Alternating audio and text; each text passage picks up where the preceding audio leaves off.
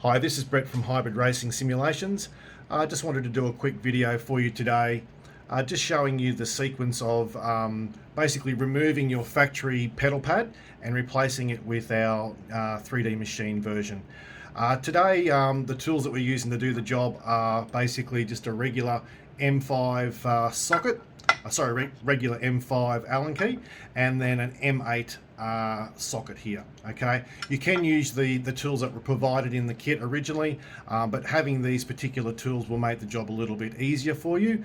So we'll start with the removal first. Obviously, we have our locating tabs here, and on the back of our pedal pads, you'll see that we have machine slots here, and depending on what height you want to make sure, obviously, that you get the right height. Gauge that by doing that manually prior to putting it on the back. And we run pretty tight tolerances, so if you find that your pedal pad is not slotting into position easily, don't worry. They've been done this way to stop any side-to-side movement. Because we use a CNC process here and these are a laser cut process, they're not always identical, so therefore we've gone on the side of caution with this. So basically, we'll show you the removal process, which will start now, and then we'll get on to the fitting of the new pedal pad.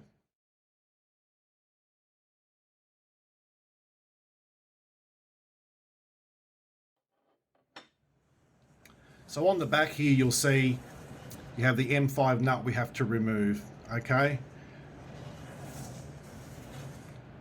So for this process, again,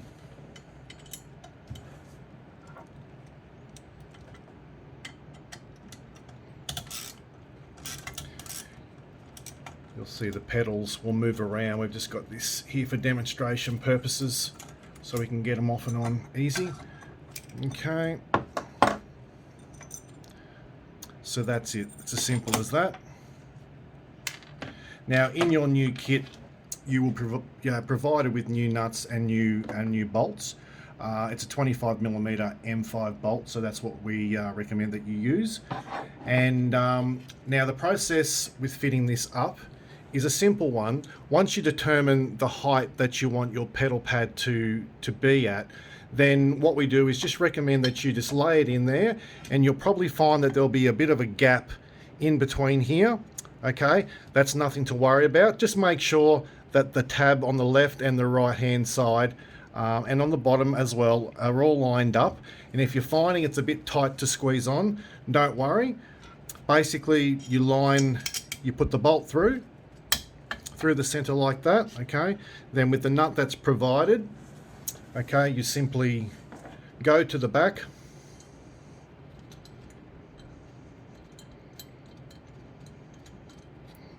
okay, then it's just the same procedure as before, basically. Now, I'm not sure if the camera is focusing on this or not, but you'll see there's a gap between here and here at the moment. As you tighten it down, that gap will close, okay? So what I'll try to do here is demonstrate this the best I can.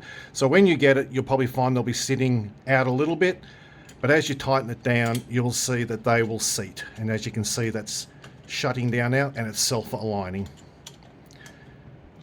And that is basically it. So once you'll see that there's no gap there now, it's pulled in tight. The first time you do it, you might find that you have to use a bit more force to do so, but don't worry. Like I said, we've used tight tolerances, so there's no side-to-side movement, and once they're seated, they're seated. And to remove the pedal, it's the same procedure.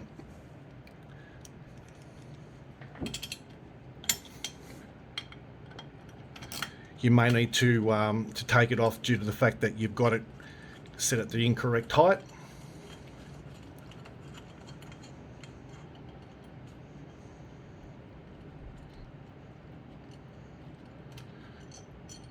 Okay, we take that out, and then all you do is just wiggle from top to bottom, and I'll just move this aside a little bit.